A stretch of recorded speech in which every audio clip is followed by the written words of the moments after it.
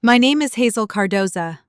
I was 29 when the man I thought I would marry looked me in the eye and decided I was too small for the future his family wanted for him. I met Evan Whitmore in the most ridiculous way possible. It was 2 in the morning at the university library, and I had been coding for 12 hours straight, eyes burning, fingers numb, surviving on vending machine coffee and stubbornness. Evan walked past my table holding an overpriced latte, tripped over the leg of a chair, and spilled the entire thing across my laptop. For 3 seconds, we both just stared at the brown puddle spreading across my keyboard. Then I said, "Well, at least now my code has flavor." He laughed so hard the librarian threatened to kick us both out. That was how it started. 4 years together, engaged for the last 8 months. 4 years of takeout dinners, half-broken dreams, cheap furniture, and promises whispered in the dark like they were sacred. Evan used to come over to my tiny third-floor walk-up apartment and act like it was a palace. The elevator never worked. The pipes made sounds like ghosts were fighting in the walls. My bathroom door didn't close unless you kicked it twice. But Evan said he loved it. He said he loved the string lights I hung across the windows. He said he loved watching me work on my startup at my little IKEA table. He even said he loved my rescued tabby, Python, even though Python knocked his phone off the nightstand every chance he got. Back then, Evan made me believe love could survive without money. His family disagreed. They never said I was beneath him directly. That would have been too honest. Instead, his mother, Marianne, smiled at me like I was a charity case. His father, Richard, asked about my little computer project with the same voice people use when a child says she wants to be an astronaut. Family dinners were elegant torture. Crystal glasses, heavy silverware, conversations about vacation homes and investment portfolios. And me, sitting there in a dress I bought on sale, trying not to look like I was counting the cost of every candle on the table. At first, Evan defended me. "She's building something incredible," he would say, or, "Hazel works harder than anyone I know." But slowly, those defenses became quieter. Then they became jokes. Then they disappeared. The first real crack came 6 months before everything ended. Evan's college friend was getting married, and I saved for weeks to rent a decent dress and buy a gift that didn't look embarrassing. I thought it would be romantic, a little preview of our own wedding. Instead, it felt like walking into a world that had already decided I didn't belong. There were ice sculptures, a live orchestra, champagne that probably cost more than my monthly groceries. Evan looked perfect there, calm, polished, familiar with everyone's names. He moved through the room like he had simply returned home. I stood beside him, smiling until my cheeks hurt. At dinner, we ended up seated with his parents' friends. One man with silver hair and a watch worth more than my car asked what I did. "I'm building a software company," I said. He chuckled. "Still playing with computers, then?" The table laughed softly. I looked at Evan, waiting for him to say something. Anything. He stared at his wine glass. Later, in the car, I told him how humiliating it felt. He sighed. "Hazel, you can't be so sensitive all the time. They were just joking. They were laughing at me. They laugh at everyone." "No," I said quietly. "They laugh at people they think are below them." He didn't answer. A few weeks later, Marianne invited me for coffee, just the two of us. She chose a cafe where one latte cost $8, and everyone looked like they were negotiating mergers. She arrived 15 minutes late and didn't apologize. "I've been thinking about your situation," she said, as if my life were a stain on her tablecloth. Then she slid a folder toward me. Inside were printed job listings, corporate assistant roles, entry-level operations jobs, insurance companies, banks, safe, dull, obedient careers. "These are real opportunities," she said, "with benefits, retirement plans, stability. I stared at her. You want me to give up my company? I want you to be realistic about Evan's future. There it was. Not my future, Evan's. He deserves a partner who can build a stable life with him, she continued. Not someone chasing fairy tales. When I told Evan that night, I expected anger. Instead, he rubbed his forehead and said, maybe she has a point. Not forever, just as a backup. That was the moment I felt something cold move through me. The final dinner came 1 week later. Evan called it casual. Then he asked me to wear something nice. When we arrived at his family estate, the driveway looked like a luxury car showroom. BMWs, Mercedes, Audis. My old Honda sat at the end, like it had wandered into the wrong life. Inside, I realized it wasn't family dinner. His parents had invited business associates and their daughters. And then Marianne introduced Celeste. Celeste Langford, 27, corporate attorney, Princeton undergraduate, Yale Law. Perfect posture, perfect hair, perfect smile. The kind of woman who looked like she had never once checked her bank account before buying coffee. Marianne practically glowed. Celeste just made junior partner at one of the top firms downtown. Evan smiled at her like he was impressed. Too impressed. All night I watched him lean toward her, laugh at her jokes, ask questions about her work. His eyes were bright in a way they hadn't been when I talked about mine for months. Every conversation circled back to success, money, stability. And every time I tried to speak, someone politely listened for 5 seconds before turning back to Celeste. On the drive home, Evan was quiet. When we got to my apartment, he looked around differently.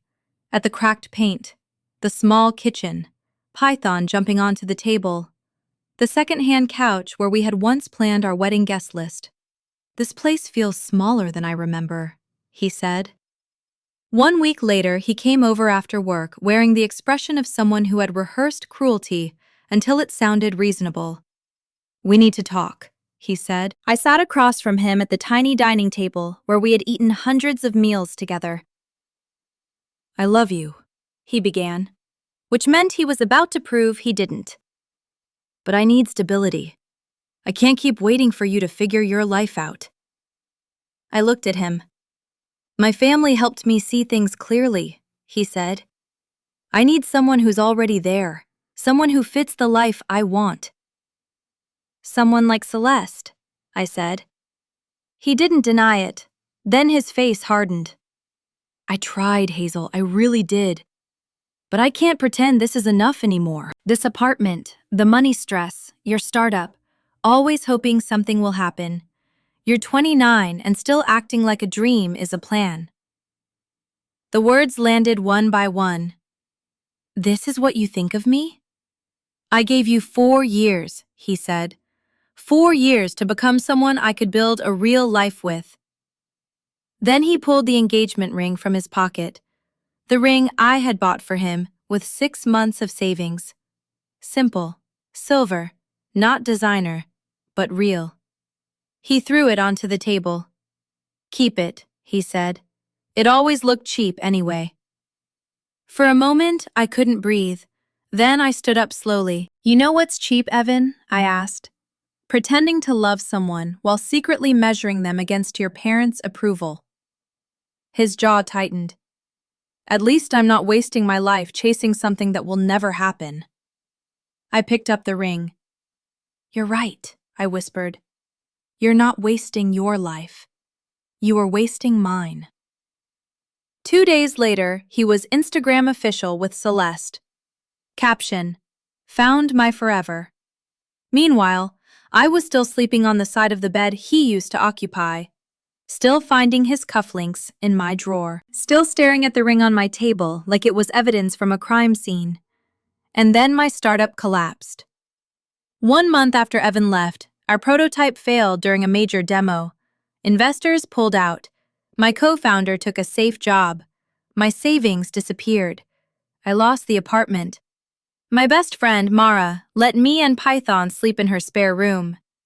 When I showed up with garbage bags full of clothes, she opened the door, looked at me and said, "Please tell me he did not actually call your ring cheap." I nodded.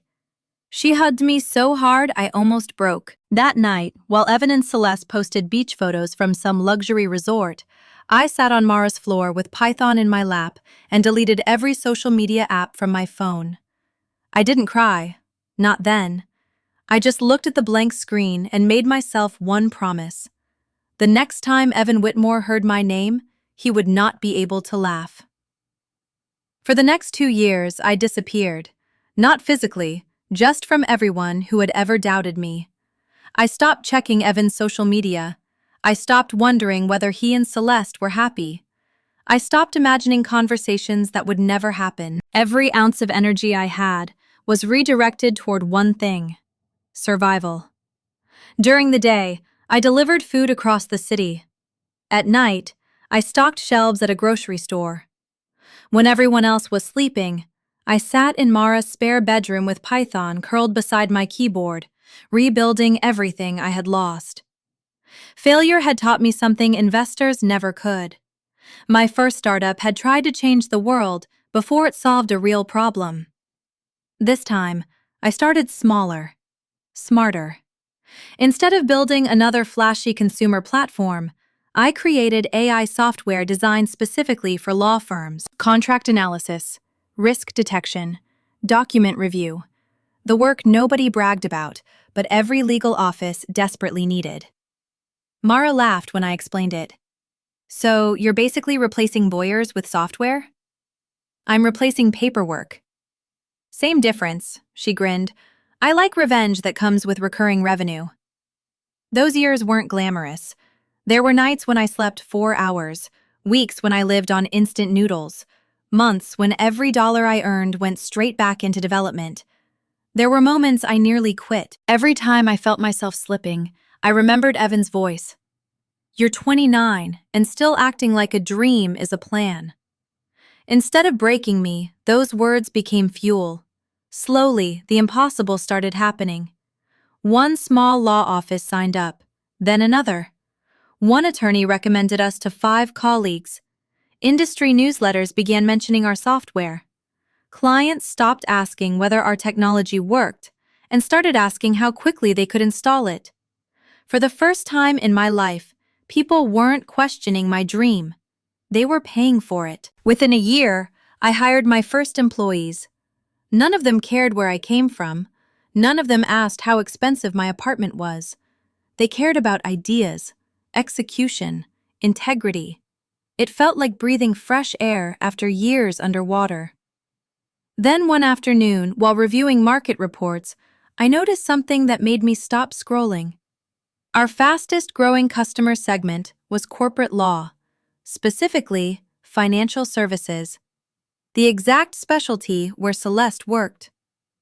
I leaned back in my chair. What had started as a practical business decision was quietly reshaping the very industry that had looked down on me. We weren't targeting anyone. We were simply building better tools.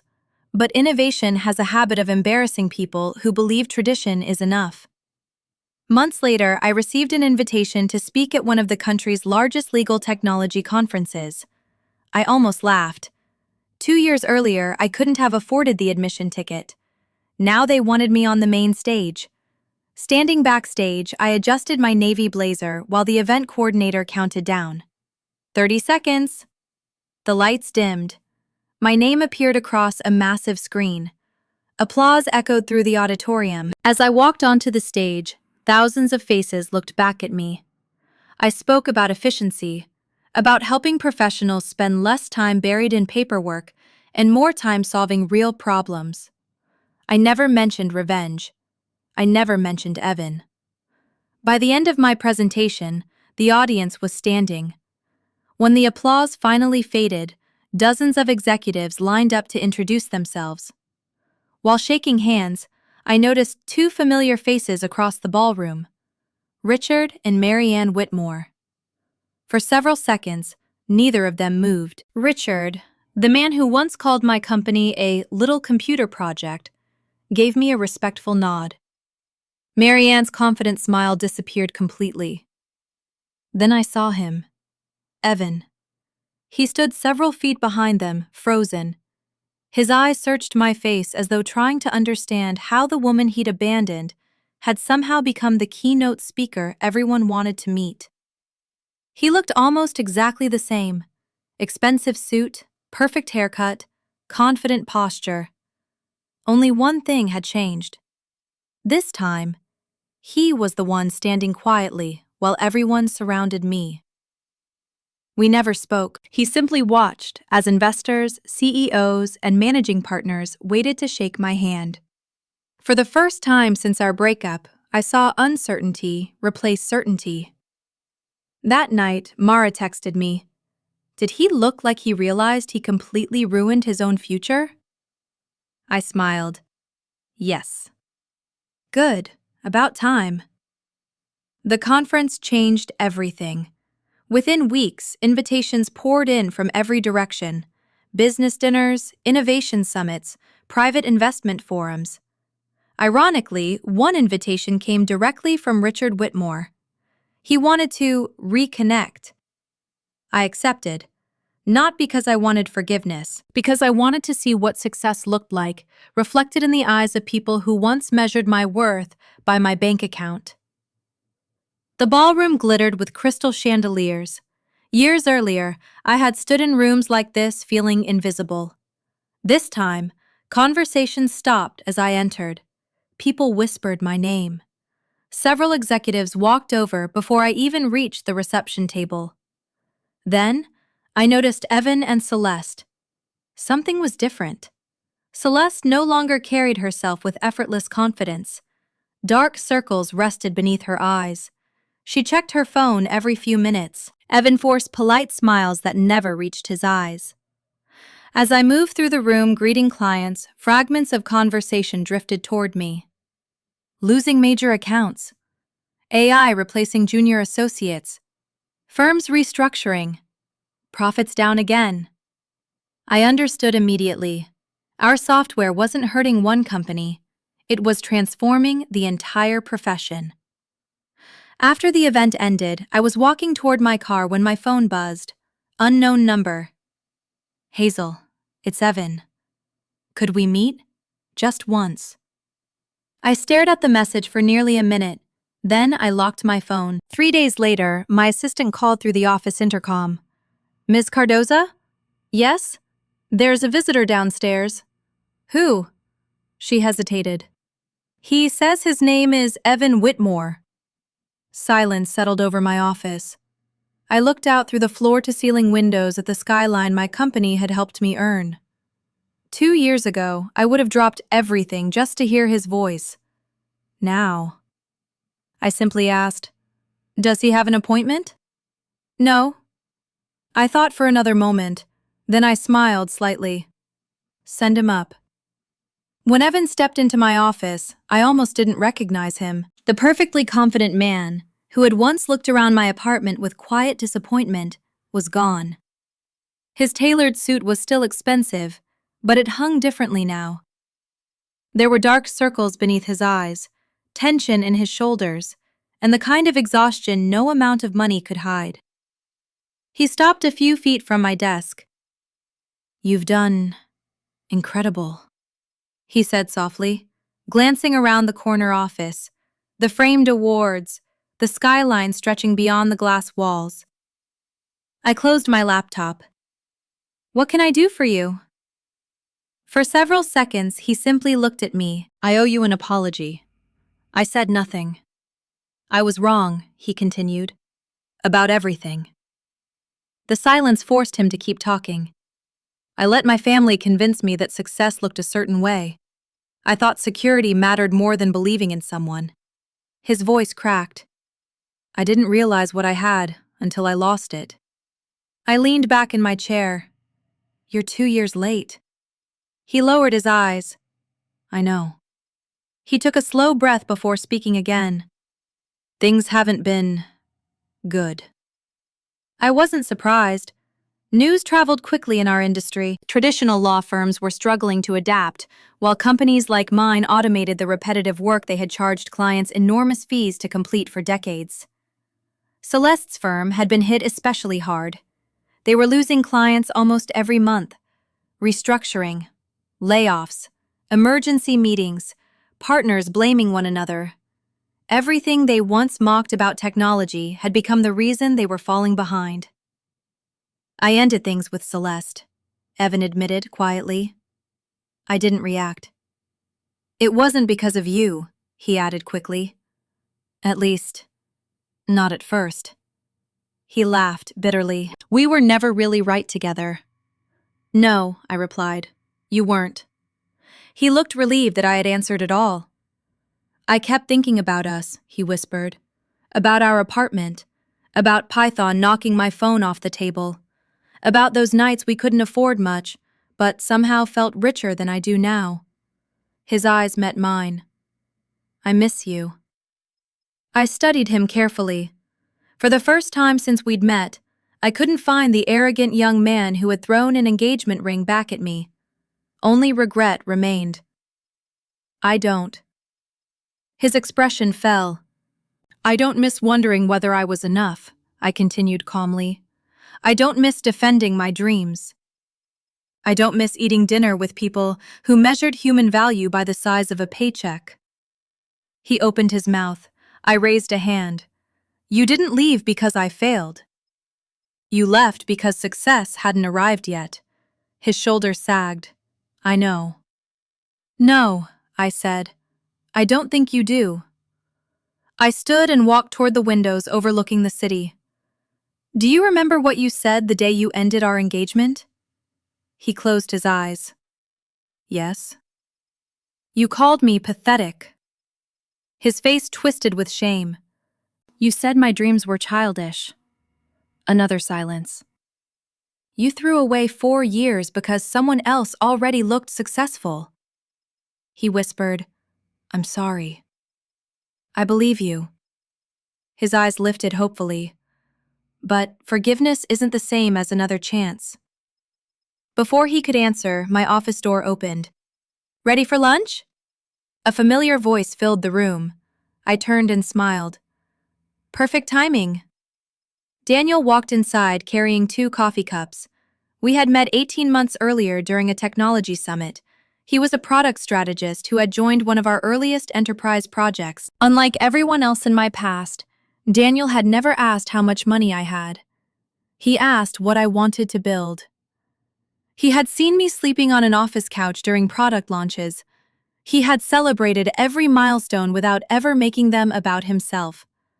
Most importantly, he had believed in me long before magazine covers and television interviews. He noticed Evan standing nearby. Oh. I walked over and gently slipped my hand into Daniel's. Evan, this is Daniel. Daniel smiled politely. It's nice to meet you. Evan stared at our joined hands. For a brief moment, I saw the exact same heartbreak I had once carried. Only this time, it belonged to him. I should go, he said quietly. I think that's best. He reached the door before stopping. I really did love you. I answered honestly. I know. He turned. But love without loyalty isn't enough. He nodded once. Then he walked away. I thought that would be the end. It wasn't. Over the following months, our company completed one of the largest acquisitions in legal technology. The purchase strengthened our AI platform and accelerated the decline of several traditional firms, including the one where Celeste worked. Within 6 months, her firm was forced into an emergency merger. She lost her partnership track. Many senior associates left. Entire departments disappeared. It wasn't personal, it was business. Innovation doesn't stop simply because someone is comfortable. Not long afterward, Richard Whitmore called me personally. Hazel, he began warmly, perhaps we could discuss future partnerships. I almost laughed. Years earlier, I wasn't good enough to marry his son. Now, I was apparently good enough to become his business partner. "I think we're done discussing the future," I replied. Then I ended the call. The final chapter arrived on a rainy Friday evening. Security called upstairs. "Miss Cardoza, there's someone here asking to see you." "Who?" "Evan." "Again," I sighed. "Send him up." He entered looking worse than before, hair uncombed, tie missing, eyes red. "I left everything," he said immediately. "My family. My old life. I just want another chance." I remained standing. "You already had your chance." He stepped closer. "I'll do anything." "I know. I'll change. I believe you." Hope flickered across his face. "But you're changing because your old life collapsed." His expression froze. "If your family had approved of me from the beginning, if Celeste's career had continued rising, if my company had failed." I looked directly into his eyes. "Would you be standing here?" He couldn't answer, because we both already knew. No, he wouldn't. Tears filled his eyes. "I made the biggest mistake of my life." "Yes," I said gently. "You did." He reached for my hand. I stepped back. "There isn't anything left to save, Evan." His breathing became uneven. "I can't lose you again. You lost me the first time." I pressed the button beneath my desk. Moments later, security entered. "Evan," I spoke quietly, "it's time to go." He looked at me one last time, not with anger, not with resentment, only with the unbearable realization that success had never been the thing he truly wanted. He had simply understood it too late. The elevator doors closed behind him. I watched the numbers descend until they disappeared. Then Daniel walked back into my office. "Everything okay?" I smiled. "Everything is finally exactly the way it's supposed to be." That evening, as the city lights reflected across the windows of the company I had built from heartbreak, I realized something that no amount of revenge could ever teach. I hadn't won because Evan lost. I had won because I refused to become the person he believed I was. The greatest revenge was never destroying the people who underestimated me. It was becoming someone who no longer needed them to believe in me.